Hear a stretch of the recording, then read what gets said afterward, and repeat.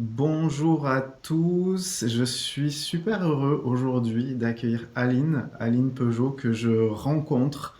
C'est une rencontre un peu particulière parce qu'on ne se connaissait pas il y a 2 jours et il y a eu vraiment une sorte de concours de circonstances qui fait que j'ai rencontré Aline sur le web. Je lui ai proposé de faire un podcast, elle a accepté tout de suite et nous voici ici. Donc je suis super content, je suis sûr qu'on va apprendre plein de choses aujourd'hui. Merci Aline d'être là. Merci Jérémy, le plaisir est partagé et j'adore quand rien n'est prévu parce qu'on est vraiment dans l'instant, on se laisse porter et puis c'est fluide, c'est comme une évidence en fait, c'est comme si c'était écrit. C'est ça. Donc j'espère que vous qui êtes là et qui écoutez, vous allez aussi pouvoir profiter de cette évidence, de ce qui va se dévoiler aujourd'hui. Parce que du coup, ce qu'on s'est dit, c'est qu'on allait vraiment se laisser surprendre par les thématiques qui vont arriver. Si vous nous écoutez, bien sûr, c'est sûrement parce que vous avez une sensibilité particulière. Aline, toi, donc tu es auteur conférencière, mais tu vas nous dire un petit peu plus euh, bah, les thématiques qui sont chères à toi, à qui tu t'adresses. Mais en tout cas, ce qui est sûr, c'est qu'aujourd'hui, on va sûrement parler de comment on peut se laisser guider par son cœur. Est-ce qu'il est possible de mettre en œuvre des projets euh, en se laissant vraiment guider, voilà, des thématiques comme ça. Mais déjà, avant qu'on rentre dans le vif du sujet, pour toutes les personnes qui te connaissent pas, comment tu te présenterais? Oh ben je suis juste Aline et j'ai écrit un premier livre qui était une autobiographie qui s'appelle Du chaos à l'éveil spirituel, le parcours d'une renaissance dans lequel j'ai partagé la partie la plus intéressante et la seconde partie du livre où je partage ma reconstruction suite aux épreuves qu'on traverse tous en première partie de vie, parce que on est obligé de passer par l'expérience avant de tirer des leçons. Et en général, ces expériences nous mènent au fond du trou. Et c'est la manière dont je me suis relevée que j'ai eu envie de partager parce que ça a été tellement surprenant, tellement une renaissance miraculeuse. Je me suis retrouvée tellement là où on m'attendait pas et où je ne m'attendais pas moi-même que c'était trop merveilleux pour que je le garde pour moi et je l'ai partagé dans cette autobiographie. Et ensuite, le deuxième livre, c'est du fond de la classe au devant de la scène. Là, c'est pour également inspirer tous ceux qui réussissent pas à l'école et qui ne sont pas adaptés au système scolaire classique comme moi. Euh, les gens à part qui ont une intelligence émotionnelle, justement, c'est le sujet, l'intelligence du cœur, et c'est dommage, il n'y a pas de matière et on n'a pas de notes, on aurait sinon la moyenne largement, mais en l'occurrence, l'intelligence logico-mathématique, elle est toujours d'ailleurs un peu absente dans mes neurones. C'est vrai que la logique et moi, ça fait deux. En même temps, les choses paraissent logiques, comme avec Jérémy.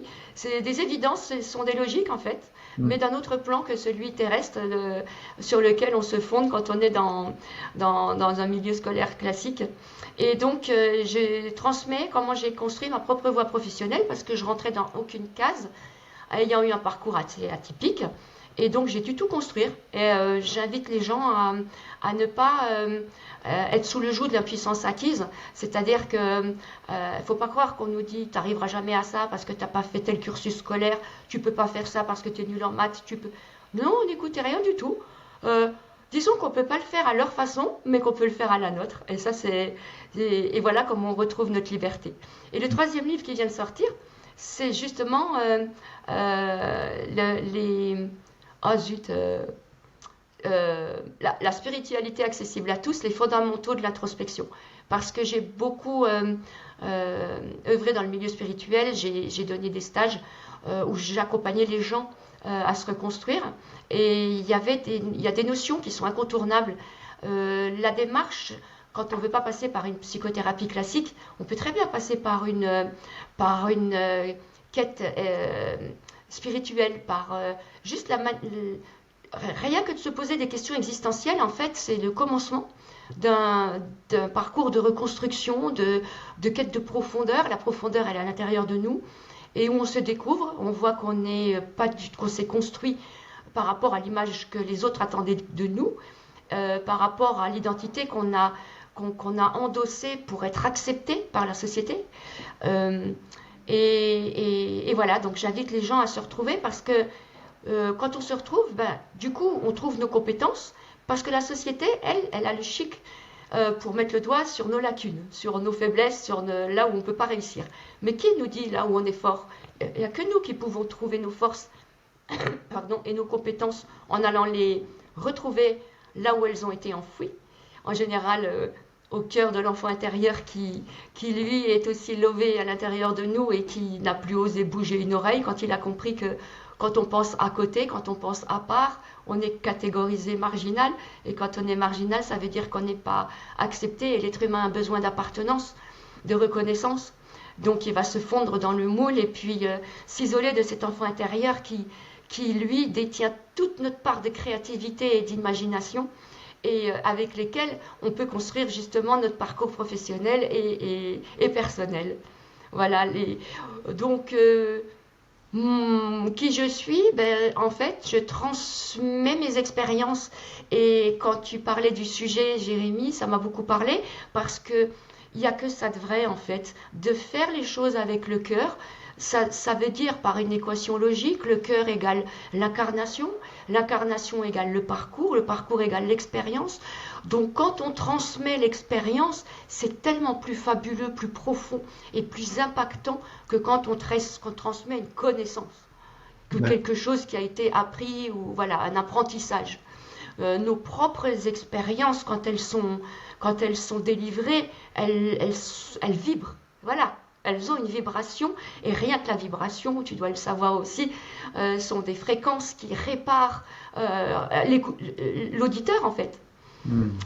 Juste de l'entendre, avant la compréhension, les cellules captent, elles vibrent, et du coup, cette vibration de reconnaissance crée une ouverture, et l'ouverture crée l'intégration de l'information, et du coup, sa meilleure compréhension. Il n'y a pas besoin de passer par l'hypnose. L'hypnose est partout, en fait. Ouais, donc là, il y a eu énormément de choses qui viennent de passer dans tout ce que tu nous as dit. J'aurais envie de rebondir sur plein d'aspects parce que c'est super riche. J'aurais peut-être envie de rebondir sur, tu vois, il y a 2 jours, je te connaissais pas encore et en fait, donc, bien sûr, le réflexe, c'est, ok, j'ai tapé ton nom, j'ai regardé ce que tu avais fait, j'ai vu que tu avais fait des conférences sur TEDx, tu es passé sur des plateaux télé, voilà, effectivement, je pense qu'il y a quelque chose qui parle vraiment beaucoup aux gens du fait de ton parcours et du fait justement que tu as traversé des épreuves qui étaient difficiles. Et ça, je crois que ça touche énormément les gens. Et sans forcément rentrer dans les détails, parce que je pense que les gens pourront aussi voir euh, des témoignages que tu as pu faire, etc. À part si tu sens que là, c'est bien de le faire. Mais en tout cas, l'idée pour moi, là, c'est plutôt de dire... euh, je pense que c'est ce qui fait que ça inspire les gens, c'est parce que quand on voit quelqu'un qui a traversé, qui, justement, comme tu viens de le dire, en fait, qui parle pas depuis sa tête en disant depuis des connaissances, mais depuis vraiment une expérience et puis quelque chose de vécu, d'éprouvé, ça donne de l'espoir en se disant, waouh, même quand on a traversé des trucs très très difficiles, en fait, il y a une renaissance qui est possible. Euh, pour les gens qui vivent des choses difficiles actuellement, tu vois, euh, mais ça peut être aussi juste émotionnel. Des fois, on se sent vraiment au fond du trou, on se sent coupé de notre cœur, on se sent coupé de notre essence. On sait plus où on est, on sait plus ce qu'on veut, on sait plus où on va. Enfin, tu vois, il y a plein de gens qui vivent différentes épreuves. Qu'est-ce que tu dirais à des gens qui sont dans un moment difficile aujourd'hui? Alors, tu as tout à fait raison, ça sert à rien de parler de ses propres, de nommer les expériences, les épreuves que j'ai traversées, parce que peu importe l'épreuve, la réaction émotionnelle est la même chez tout le monde. Et un événement va blesser quelqu'un plus que son voisin, par exemple. Donc, peu importe l'épreuve, mais toute souffrance humaine est légitime et est tellement importante à prendre en considération. Il faut la respecter et surtout pas tomber dans le déni et pas écouter ceux qui disent qu'il ne faut pas en parler, qu'il faut garder pour soi, qu'il faut avoir une attitude forte. Non, on a le droit de tomber, on a le droit de trébucher. Parce que si on ne tombe pas, si on ne trébuche pas, comment on peut se relever? Et ce n'est pas en continuant à tituber, en mode survie qu'on va véritablement atteindre la vie. On va se fatiguer, on va s'essouffler, mais en aucunement on va trouver l'accomplissement ni l'épanouissement personnel. On va juste tenter de faire bonne figure le plus longtemps qu'on peut, et puis peut-être partir de cette terre avec énormément de frustration et de regrets. C'est pas ça le but, le sens d'une vie. C'est de trouver le moyen de s'accomplir, de se relever des épreuves. Comment on peut faire? Il y a quelque chose de très difficile, mais qui est incontournable également. C'est véritablement être de bonne foi et déceler notre part de responsabilité dans ce qui nous est arrivé. Tant qu'on restera dans cette position de victime, ou tant qu'on sera persuadé que c'est toujours la faute des autres, que c'est à cause d'eux, que c'est les circonstances qui, tant qu'on sera capricieux, en fait, qu'on réagira en mode caprice, enfant capricieux, qui veut que les choses soient autrement, alors que les choses ont été différemment, on s'impose la double peine déjà de l'épreuve, et en plus de la souffrance de la résistance. Donc c'est ridicule. Donc là, accepter déjà voir les choses et dire ok, ça m'est arrivé. Et déceler pourquoi on en est arrivé là. Quelle est la porte ouverte de notre côté à nous, qui a fait que nous en soyons arrivés à subir ces épreuves. Et je parle même de choses comme des viols, parce que j'ai connu aussi les violences conjugales. On a notre part de responsabilité, ne serait-ce que l'étape dans laquelle nous étions à ce moment-là. C'est-à-dire qu'on doit accepter qu'à cette époque-là, on était en position de faiblesse, qu'on était tellement dans la mésestime de nous-mêmes que nous avons cru la personne en face de nous qui nous frappait et qui nous disait « Estime-toi heureuse que je m'intéresse à toi ». Tu vois ce que je veux dire, Jérémy? S'autoriser à avoir été dans un tel gouffre d'attente, d'avoir été dans un tel gouffre de manque, qu'on a accepté que n'importe qui, n'importe quoi, n'importe comment nous donne l'illusion de le combler. Tout simplement. Et en reconnaissant cette part de responsabilité, là on peut cheminer vers ce qu'ils appellent tous la notion de pardon, mais en fait, j'aime pas, parce que j'en parle beaucoup dans mon 3e livre, on n'a pas à pardonner à l'autre, en plus il faut connaître la définition première du mot, et elle n'est pas du tout appropriée. La définition première, c'est faire comme si rien ne s'était passé. Ça, c'est vraiment étymologiquement la définition du mot pardon.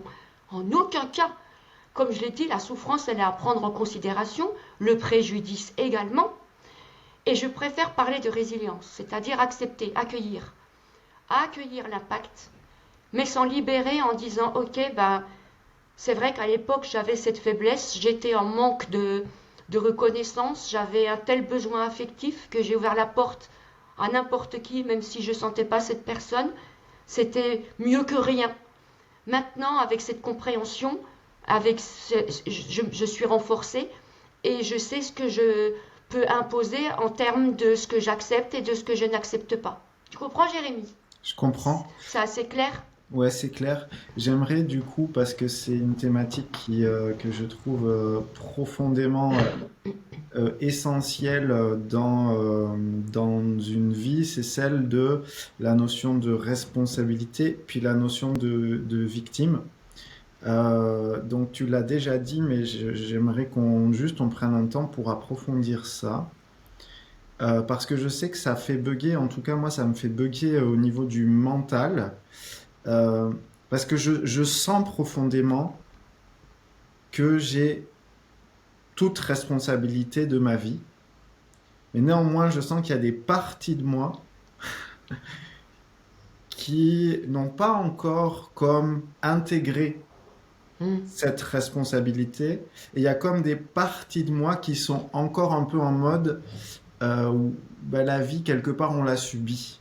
Et je pense que, alors je sais pas pourquoi j'ai encore ces traces-là. C'est comme si il y a une partie de moi qui dit oui, mais quand t'es un bébé, tu es à la merci du monde et comment tu peux avoir une responsabilité dans les premières années de ta vie, tu vois? Ah, Même que clairement, bien sûr. C'est pour ça que j'ai dit, euh, reconnaître qu'en tant que bébé, on n'avait pas les moyens de se défendre, c'est juste ça. C'est juste ça. Ça s'arrête là, la part de responsabilité. Le terme, j'ai pas trouvé de synonyme, mais on va dire la part de... euh, plutôt que responsabilité, notre action à nous, alors, notre présence n'a été que celle-ci, en fait. Hmm, D'avoir été dans cette vulnérabilité euh, de fait, pas hmm, choisie, mais de fait. hmm, Tout simplement accepter euh, que ça s'est passé à cette époque parce qu'on était petit et que 20 ans après, les mêmes faits se représenteraient, ça se passerait pas du tout de la même façon. Notre part de responsabilité qu'on mettrait en jeu à ce moment-là donnerait une issue totalement différente. Ça s'arrête juste là. d'accord. Et c'est vrai qu'après, il y a quand même, il faut étoffer, enrichir de toutes ces notions de karma. Il y a évidemment des choses qu'on ne peut pas, sur lesquelles on n'a pas prise. Et justement, euh, les parts de toi, invite-les à lâcher prise sur ce qu'elles ne peuvent pas contrôler. Et en fait, l'être humain a toujours ce besoin de contrôle. Et ça, je pense que quand on habite pleinement la foi, avec cette paix intérieure de advienne que pourra, euh, avec cette adaptabilité qui est dans nos origines, mais qu'on a beaucoup perdu, on arrive à lâcher prise et à ne plus avoir ce besoin de contrôle, ce qui n'empêche pas d'avoir des envies, des aspirations, des désirs. Euh, c'est encore heureux puisque c'est notre mouvance. Notre mouvance ne peut avoir que d'élan dans le désir, dans l'envie. Et le lâcher prise, euh, ça fait. À l'inverse, c'est la crispation. Lâcher prise, crispation. La crispation, c'est comme un muscle qui se tétanise à force. Et ça fait mal. Ça paralyse. Et Hmm, ça crée des douleurs. Et ces douleurs sont psychologiques et aussi se répercutent dans notre corps.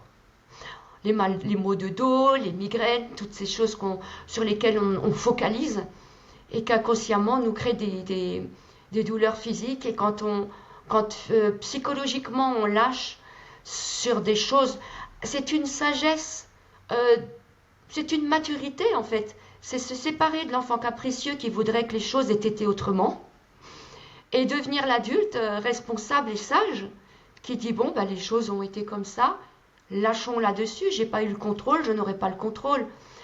On peut transformer le passé, mais c'est simplement le regard qu'on porte sur lui qui le transforme. On ne peut pas transformer les faits ou les événements ni les circonstances. Mais rien qu'en transformant le regard qu'on pose dessus, on peut en faire un tremplin d'épanouissement ou alors on peut en faire le cercueil dans lequel on va couler et puis ne pas se réaliser, disparaître en fait. hmm. Super, merci. Super. Et j'aimerais rebondir aussi sur ce que j'observe. Donc moi, je travaille beaucoup avec des entrepreneurs, donc des personnes qui sont dans une démarche de vouloir créer une vie, c'est-à-dire euh, tu vois, c'est souvent cette étape de vie, on se dit, voilà, si je veux que ma vie soit plus alignée, ben, il faut que je la crée. Donc souvent, bah, les entrepreneurs, au démarrage, il y a un peu cette envie de créer sa propre réalité, etc. Et j'observe qu'il y a un nombre, au démarrage en tout cas, de personnes qui peuvent souffrir d'un différentiel entre ce qu'elles aimeraient et, euh, et ce qu'elles vivent vraiment. Ça peut être pas de résultats dans leur entreprise, pas le succès escompté, pas peut-être la notoriété attendue, enfin voilà, toutes ces choses-là.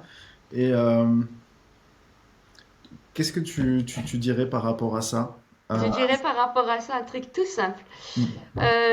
C'est qu'au départ, l'intention n'est pas si honorable que ça mhm, et que il y a une différence entre réussir sa vie et réussir dans la vie. d'accord. Et euh, quand si on déplore un manque de notoriété, c'est qu'au départ l'intention était l'envie de reconnaissance, Mm. mais alors qu'on ne vienne pas parler de cœur, parce qu'un cœur qui est serein n'a pas besoin d'être aimé, n'a pas besoin de chercher à plaire ou l'approbation d'autrui. Donc c'est des gens qui sont de mauvaise foi, euh, qui essayent, mais ils font avant d'être, alors que pour réussir, il faut être avant de faire, tout simplement. Ok. En aucun cas, ce que nous faisons va nous rendre être. Il faut d'abord être soi pour ensuite proposer son empreinte. Ok.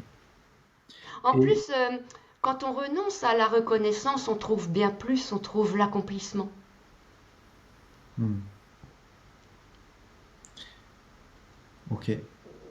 Et il y a aussi une chose que j'observe beaucoup, et je crois que sur Internet, il y a un énorme marché pour ça, Hmm. c'est-à-dire un peu le make money, c'est-à-dire beaucoup de gens sont un petit peu dans, on va dire, dans la galère financière, ou en tout cas en joignent difficilement les deux bouts, tout ça. Enfin voilà, il y a beaucoup de personnes en France qui vivent cette réalité-là. Il y a beaucoup de solopreneurs, de freelance, de coachs, de thérapeutes qui ont un peu du mal à joindre les deux bouts.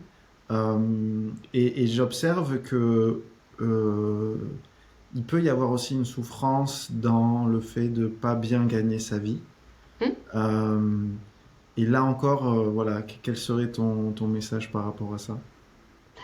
Le message, c'est qu'il faut qu'ils creusent un peu plus pour trouver leur ikigai. L'ikigai, c'est la notion chez les Japonais de la raison d'être, la raison de vivre, notre mission de vie, et qui justement regroupe nos compétences, nos valeurs, ce que la société, ce dont la société a besoin et qu'on peut lui apporter. Donc il y a cette notion de finance également. Donc l'ikigai est vraiment un petit point dans lequel on peut vivre de nos valeurs, de notre force de proposition. Ce que je constate, c'est qu'un peu tous proposent la même chose, un peu tous, un peu beaucoup ne ressortent pas, euh, ne ressortent pas leur intériorité en fait. Euh, Peu sortent les choses d'eux-mêmes. Beaucoup transmettent, modèlent, améliorent.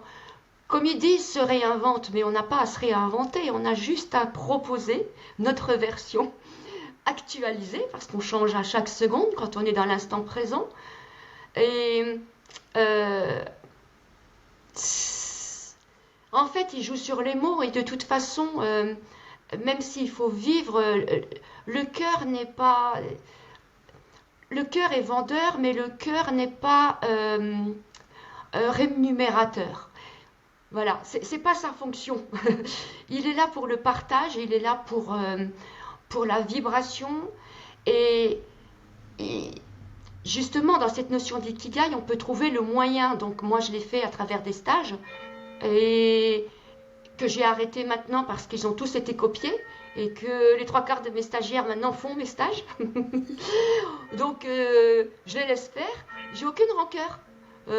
Ça m'amuse.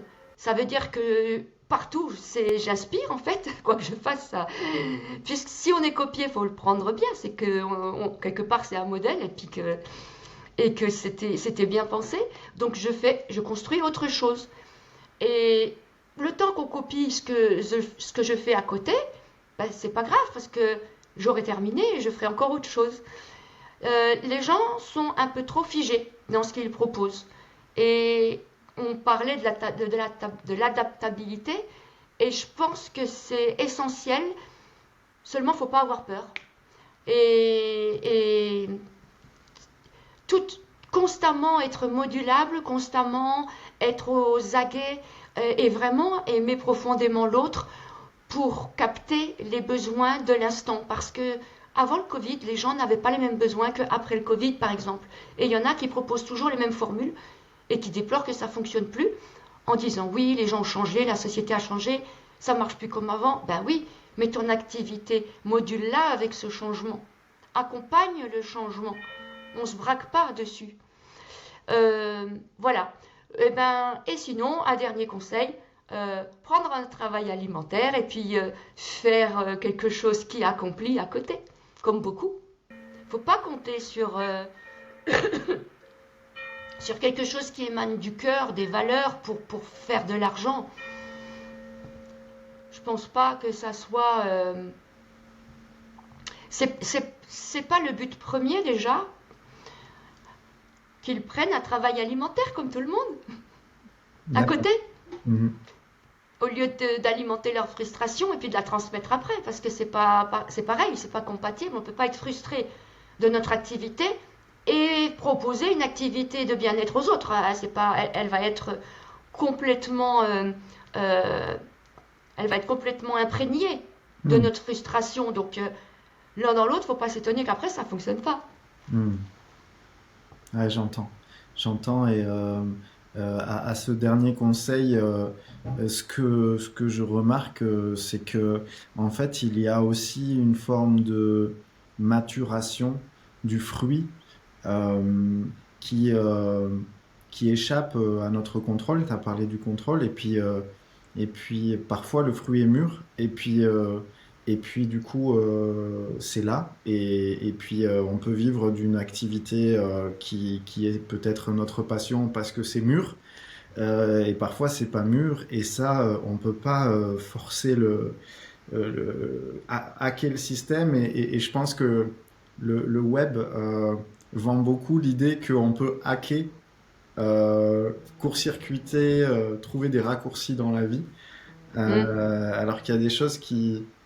Voilà, là je partage aussi mon ressenti là-dessus, que je pense il y a des raccourcis qu'on ne peut pas prendre, et, mais c'est aussi parce que parfois on met en avant, le web participe beaucoup à ça aussi, on met en avant des profils de personnes qui sont un peu atypiques, c'est-à-dire qu'à l'âge de 16 ans, à l'âge de 20 ans, il y a déjà une forme de maturité qui est là, mais ça veut pas dire que c'est pour tout le monde pareil, quoi.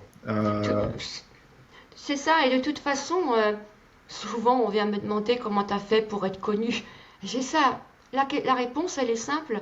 La notoriété, c'est pas quelque chose qui se cherche, c'est quelque chose qui nous choisit. Mm. Et j'ai rien fait en fait, c'est m'est tombé dessus pratiquement au même moment où je me suis mis sur les réseaux sociaux. Et quand tu parles de fruits mûrs, oui, je connaissais par mes enfants Facebook, mais moi j'avais aucun compte, rien du tout. J'ai juste créé quand j'ai sorti mon premier livre en 2016, et tout m'est tombé dessus à ce moment-là, parce que c'était le moment en fait. J'ai rien cherché du tout. Par contre, on m'a cherché, et tout s'est construit sans que je fasse quoi que ce soit. Mm. Comme toi, par exemple, tu vois, je t'ai pas cherché, tu es venu à moi, tu me donnes l'opportunité d'une visibilité que je cherchais pas. Mm. Tu vois, c'est les choses qui nous tombent dessus. La visibilité, c'est pas quelque chose... On peut la créer, mais ça fait alors de la merdouille, on va dire. C'est juste un étalage d'ego en manque de reconnaissance, assoiffé de likes ou de vues ou tout ça. Et ça, oui, les trois quarts des réseaux sociaux, c'est ça. Mm. Les gens font pour être connus, mais qu'est-ce qu'ils sont malheureux derrière, parce que parce- en fait, euh, il faudrait sortir du lot. Je suis désolée pour eux, mais qu'est-ce qu'ils ont pour sortir du lot? Ils ont même pas leur propre vibration. Ils sont plats, ils sont sans saveur et sans il n'y a pas il y a pas le petit truc qui fait la différence. Et je pense qu'on fait la différence quand on est juste, ce que je disais tout à l'heure, juste Mm. soi. Mm. Parce que ça étonne tellement, ils se disent, mais waouh, elle ose être naturelle. Mm. Et ça fonctionne, ça plaît, Mm. et ça surprend. Et beaucoup me disent que j'apprécie chez vous, c'est votre humilité, votre authenticité. Et je dis, mais euh, déjà, je ne sais rien faire d'autre, parce que je ne suis pas calculatrice, ni c'est compliqué pour moi les équations depuis toujours en maths, donc moi je suis juste spontanée. Et c'est tellement pas fatigant d'être soi. Et c'est tellement casse-tête d'essayer de donner ce qu'on suppose que la société attend de nous. Et en plus, ça marche pas. Donc il y a de quoi être frustré, oui. Ah oui, clairement. Mm. Mais euh, avoir ce petit truc en plus, c'est juste cette singularité que nous avons tous en nous. Après, il faut oser l'exposer au monde entier. Et ça veut dire assumer. Assumer un passé, assumer un parcours, assumer ses particularités. Quand j'ai commencé, j'étais connue pour mes trous de mémoire parce que j'étais tellement impressionnée, même si je ne le montrais pas, que quelquefois c'était le trou noir. Mais je me démontais pas pour autant, je disais, bah mince, on en était où? C'était quoi la question? Ça faisait un peu Stéphanie de Monaco. Mais c'est pas grave, c'est ça qui plaisait aux gens, c'est que comme j'étais pas dans le paraître, pourquoi paniquer? Je m'en fiche de l'image que ça renvoie, je suis juste dans cet état-là et je l'assume. Et ça a plu, et ça a donné envie à d'autres. Ah bah si elle est l'ose, ben moi aussi alors je peux faire des conférences. Mais évidemment, quand j'ai dit je vais faire des conférences, on m'a dit ah oui mais il faut que tu fasses des cours, des formations. Je dis de quoi? J'ai appris à parler, je parle couramment français. Il faut que je quoi? Oui mais des protocoles à respecter. Non, moi je veux juste être Aline. Je veux pas être habillée en pingouin, je veux pas correspondre à je veux correspondre à rien et je veux rien imposer, je veux juste proposer qui je suis devenue. Voilà. Mais c'est vrai que j'entends aussi que je suis courageuse. Moi, ça me dépasse parce que je vois pas ce que ça demande comme courage que d'être soi. Mais quand je me mets à la place de l'autre et quand je me mets dans le regard de la société, clairement, oui, je suis une tête brûlée. Parce que exprimer ce par quoi je suis passée, j'en paye les pots cassés encore maintenant, mais ça m'est égal. C'est-à-dire que beaucoup m'ont étiqueté, beaucoup me resteront la porte fermée devant mon profil parce qu'ils ont des préjugés, parce que quelqu'un qui est tombé dans la prostitution, c'est quelqu'un qui est sale, qu'il ne faut pas trop approcher. Mais ça leur appartient, moi je regrette rien, je montre juste qu'on peut être hyper correct, authentique et empli de valeur en ayant dû en passer par cette activité et que par conséquent, euh, parmi la plupart des personnes qui se permettent de juger ou de critiquer, les comportements sont beaucoup plus malsains et beaucoup moins authentiques que ce que j'exprime. Donc pourquoi être blessé quand c'est quelqu'un de plus sombre que nous qui émet son propre jugement? Ça ne me touche pas. C'est juste que, comme tous ces entrepreneurs, c'est laborieux d'avancer. C'est laborieux, il faut... du coup, c'est pour ça que je te disais, je fais cavalier seul. Je suis obligée de pratiquement tout faire seul. Le peu d'associations que j'ai eues, c'était par intérêt, par rapport à mon nom, par rapport à mon parcours, par rapport à une autorité déjà installée. Et une fois que c'est pris, une fois que c'est bouclé, on ramasse en général des revers. Les gens essayent de tirer la couverture à eux. C'est assez désagréable. Parce que même si on s'est reconstruit, les blessures de l'enfance, comme celle de l'abandon, celle du rejet, ça reste des sensibilités. On n'est pas tout neuf. Hein. Les sensibilités, je préfère que certaines personnes cessent de les chatouiller. Donc, donc je préfère continuer seule. Et puis, je crois que c'est karmique. Du coup, on peut parler de ça comme ça, puisque j'ai jamais eu de parents tels que on conçoit les relations parents-enfants. Vu que j'ai été abandonnée à l'âge de 2 ans, ma mère génitrice ne m'a jamais manifesté aucune affection, les parents adoptifs non plus, à l'orphelinat non plus. La solitude, je connais, et très peu de communication aussi avec les adultes. Donc, oui, j'ai un parcours solitaire. C'est karmique. J'ai essayé d'avoir un entourage, j'ai essayé de rentrer dans des groupes. Ça ne marche pas, ça ne fonctionne pas. J'essaie, mais on m'écarte. Je fais rien, moi, on m'écarte. Hmm. Mm. Alors c'est karmique, c'est pas grave. Hmm. Ça me laisse plus de temps pour me concentrer sur ma créativité et toujours être dans cette introspection où je me dis qu'est-ce que je pourrais offrir, qu'est-ce que je pourrais faire ressortir. Parce qu'on n'a jamais terminé en fait. On... Voilà aussi, ces entrepreneurs-là pensent qu'ils sont arrivés au but ultime. Mais il n'y a pas... Si on est persuadé d'arriver à un but, bah c'est foutu en fait. Quel intérêt de vivre encore et encore. Et le but en fait c'est le chemin. Et le chemin, il se doit pas de s'arrêter. J'ai fait la même erreur quand je suis arrivée en 2016. J'ai fait des consultations de voyance parce que j'étais à fond dans ce milieu-là. Et je me suis dit, ah, la consécration, j'ai trouvé un sens à ma vie et un métier. Je suis arrivée au bout du bout. Mais non, en étant tout le temps dans cet instant présent, j'ai remarqué qu'au bout d'un moment, ça me faisait plus vibrer. Je m'y retrouvais plus. Ce milieu est tellement infect que j'avais pas envie d'y rester. Euh, donc je me suis dit, bon, si je vais à reculons à ces consultations, je retombe dans les conditionnements d'avant où je faisais des choses qui ne me plaisaient pas pour après m'en plaindre, comme on fait tous. Donc qu'est-ce que j'ai envie de faire véritablement? On retourne, les vraies questions existentielles, c'est toujours par rapport à soi. Qu'est-ce qui me ferait plaisir? Qu'est-ce que j'ai envie de faire? Et voilà, et j'ai fait autre chose, et j'ai fait mes stages. Donc, se dire qu'une activité ne fonctionne pas, et que c'est le but, et qu'il n'y a pas d'autre, que c'est fini, que c'est figé, il n'y a pas meilleur moyen que de couler. Parce qu'en plus, quand l'immobilisme, ça fait couler, parce qu'une vibration, pour qu'elle soit infinie, éternelle, il faut qu'elle ait un mouvement de bas et de haut. Donc si on est à un point fixe, on coule. Hmm.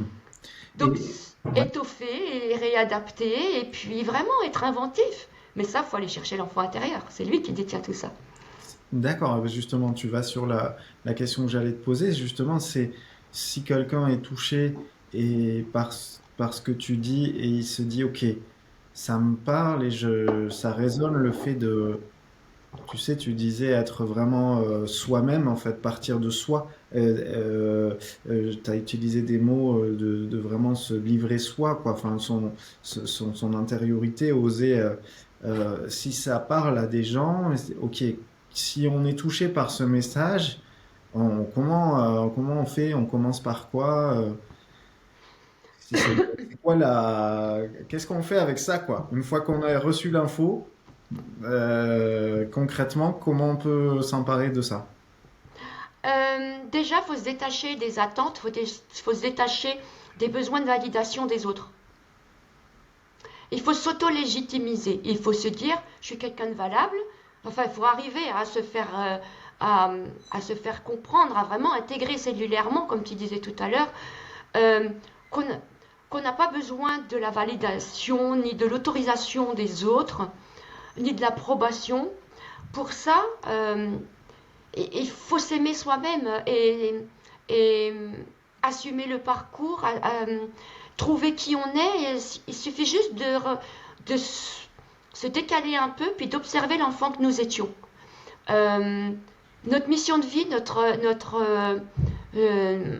vraiment l'épanouissement, c'est qui nous étions avant l'âge de 5-7 ans. Ce qu'on aimait faire, fait partie vraiment de nos compétences. Je me souviens que je déteste l'école et que je jouais beaucoup à la maîtresse, mais c'était moi la maîtresse. Et qu'est-ce que je fais maintenant? Eh bien, je parle. J'ai des gens devant moi et je leur parle, je leur transmets pas, des connaissances, mais tout ce qui ressort de moi. Et malgré le fait que je suis quelqu'un d'assez timide et de réservé, quand je suis quand je m'exprime, c'est plus moi, c'est cet enfant qui prend le relais et qui vibre. C'est plus l'adulte timide et réservé euh, qui, qui est présente, c'est vraiment l'enfant intérieur qui se fait une joie de transmettre euh, euh, tout cet élan de vie qui a été tellement longtemps étouffé que là, il se rassasie jamais en fait de pouvoir parler. Et du coup, j'ai l'impression que je suis derrière. Là, on ne me voit pas, c'est lui qui parle. Hmm. Et c'est pour ça que ça me fait dépasser certaines barrières. En plus, comme je l'ai dit tout à l'heure, j'ai pas d'attente envers les gens qui vont écouter ou regarder. Ça m'est égal. Si on me déteste, c'est leur droit. Et ça m'est égal. Si on aime, j'en ai pas besoin. Et c'est pour ça que moi, j'aime tout le monde, en fait. Et que je donne à tous euh, avec une tolérance et avec sans distinction. Euh, Il n'y a pas plus. En fait, c'est comme la fleur qui pousse. Elle se demande pas pourquoi elle pousse. Elle pousse tout simplement. Et c'est ce que voilà, c'est l'impression que j'ai. Hmm. Et quand il y a cette force de vivant qui s'exprime, c'est comme le pissenlit qui va percer le béton. Il n'y a rien qui nous arrête, ni personne. Il n'y a Hmm. que nous qui pouvons, qui menons et qui disent stop, oui ou encore. Pour chercher cet enfant intérieur donc, et savoir qu'est-ce qui lui plairait, regarder ce qu'on aimait faire quand on était jeune. Et quand on s'est enfin détaché de nos attentes vis-à-vis des autres, hein, on est enfin une force de proposition individuelle. Et là, on peut faire ce qu'on veut. Tu sais, Jérémy, l'enfant, avant 5-7 ans, euh, il ne connaît pas la frustration, le rejet. Euh, c'est sa mère qui lui apprend généralement quand j'en parle aussi dans le troisième livre. Il fait un super dessin, il y met tout son cœur et puis oh, maman regarde ce que j'ai fait pour toi. Manque de bol, maman elle est de mauvaise humeur, elle lui dit oh tu m'enquiquines, puis t'aurais pu t'appliquer. Qu'est-ce qu'il apprend? Il apprend le rejet et il emmagasine que c'est moche. Mais de lui-même il n'a jamais douté, pour lui c'était hyper magnifique hein, ce qu'il a fait. Et ben voilà, en tant qu'adulte, on doit retrouver ça. Se dire que c'est hyper magnifique ce qu'on a à proposer, sans, en oubliant que les autres vont peut-être pouvoir dire c'est de la merde, c'est pas beau. J'entends beaucoup de personnes qui disent je vais pas écrire un livre sur ça, il y en a plein qui l'ont déjà écrit. Et alors, personne ne peut s'exprimer avec l'unicité que nous avons à l'intérieur de nous. J'ai lu 10 livres sur le même sujet et c'était le 8e qui m'avait fait vibrer alors que c'était sur le même sujet, mais l'auteur avait utilisé d'autres mots, s'était exprimé différemment. Chacun en a une utilité. Il n'y a pas une espèce sur Terre qui est inutile et donc il n'y a pas un seul être humain sur Terre qui est inutile. J'espère que ça va donner envie. Ouais, j'espère aussi. J'espère Mm. aussi. Et oui, c'est ça. Moi, ce que j'ai observé aussi, ce qui a été une, ça peut paraître ça peut paraître bête ce que je vais dire, mais il y a 2, 3 ans comme ça, justement, mon activité avait connu un ralentissement et puis du coup, dans l'urgence, j'avais dû aller chercher du travail. Puis j'habite à la campagne et donc j'ai été trouver le premier boulot que j'ai trouvé, puis c'était à l'usine quoi du coup. Et, euh, et en fait, en bossant dans cette usine, moi j'avais plein de préjugés. Je me suis rendu compte que j'étais plein de préjugés. Euh, je- et j'ai découvert qu'en fait, il y avait des gens qui étaient bien, en fait, dans ce genre de travail. Et que ça leur convenait, qu'ils travaillaient là, et qu'en fait, ils n'avaient pas envie de bouger, d'avoir des responsabilités, et qu'en fait, bah, alors après, dans leur quotidien, ils pouvaient râler, machin, mais si tu creusais un peu avec eux, tu te rendais bien compte qu'ils étaient à une place qui leur convenait. Et là où je veux en venir, c'est que je me rends compte que euh, euh, c'est pas ce qu'on fait qui est important, j'ai l'impression, c'est la vibration avec laquelle on vit et on peut être boulanger, on peut travailler dans une usine, on peut faire peu importe en fait si on est connecté comme tu le dis à notre enfant intérieur en fait. C'est- voilà, j'avais un peu une croyance que quelque part il y avait que des destinées hors du commun qui pouvaient être le témoin d'une vraie réalisation. Mais finalement, je crois que c'est pas comme ça que ça marche. Non, en fait, c'est pas ce qu'on a qui est important, c'est ce qu'on en fait. Et ça marche dans tous les domaines, que ce soit l'intelligence, Mm. Parce qu'il y a des scientifiques qui sont éminemment intelligents, mais quand on voit qu'ils mettent au service de la destruction de la planète, voilà. Et donc c'est pas du tout, c'est pareil pour l'argent, c'est pas le fait d'avoir de l'argent, c'est ce qu'on en fait. Et c'est dans tous les domaines, voilà. Euh, Pas important ce qu'on a, mais c'est ce qu'on en fait, tout simplement. Mm. Et en l'occurrence, c'est vrai qu'il y en a qui vont... J'ai entendu ça, des gens qui se sont résignés à chercher un travail purement alimentaire et ils y allaient à contre-cœur. Et mais moi, je les encourageais en disant n'oublie jamais pourquoi tu le fais. Mhm. C'est... Et du coup, ça allait mieux. Ah ben oui, rien ne t'empêche à côté. C'est pas une raison de vivre, le travail.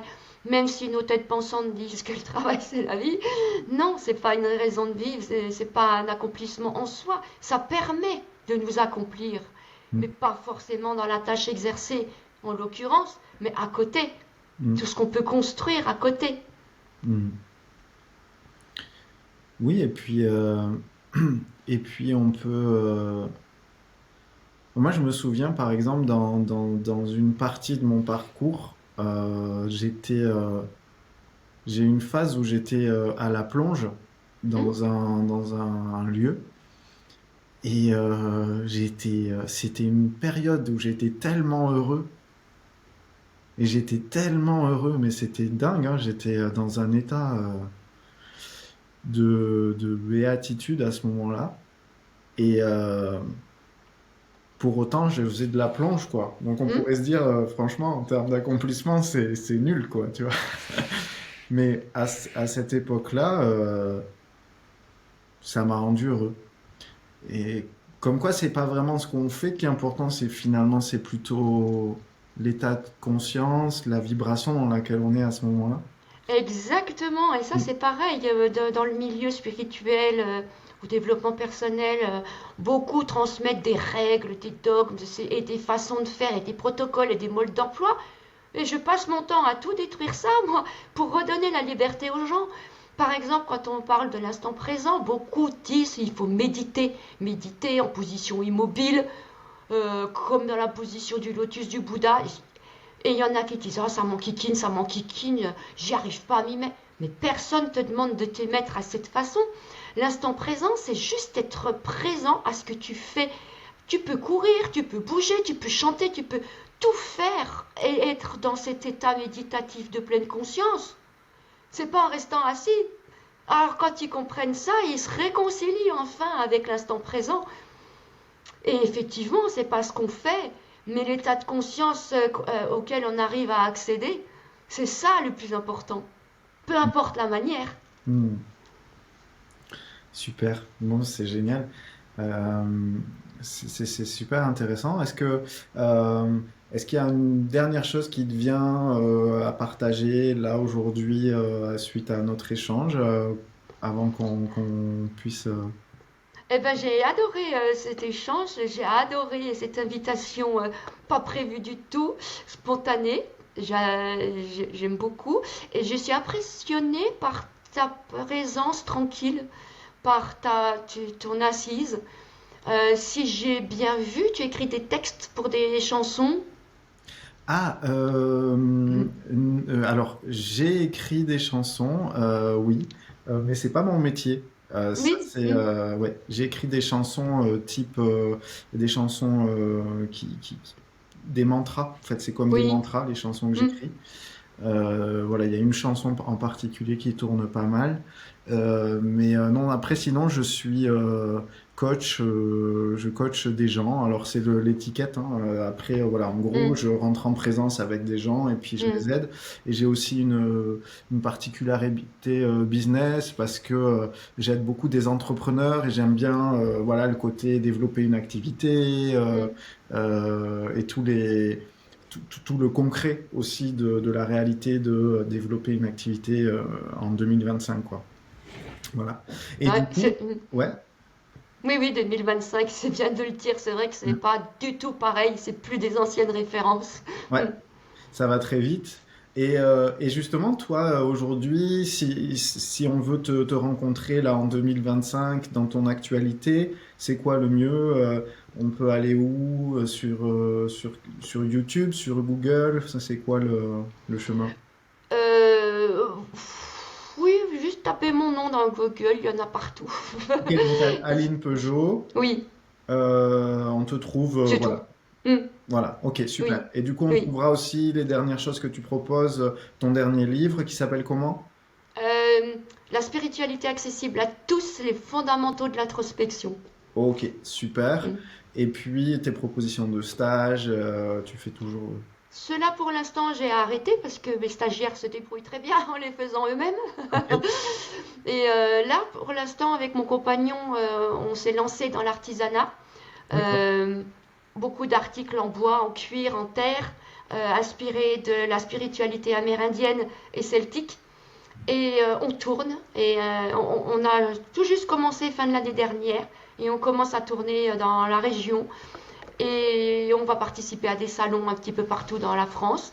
Et voilà, puis j'ai aussi un site alinepeugeot.com où il y aura toutes les actualités qui sont mises à jour dessus. Super. Hmm. Bon, ben, un grand merci d'avoir été là, Aline. Avec grand plaisir, Ouais, Jérémy. au revoir. Au revoir, merci de votre écoute.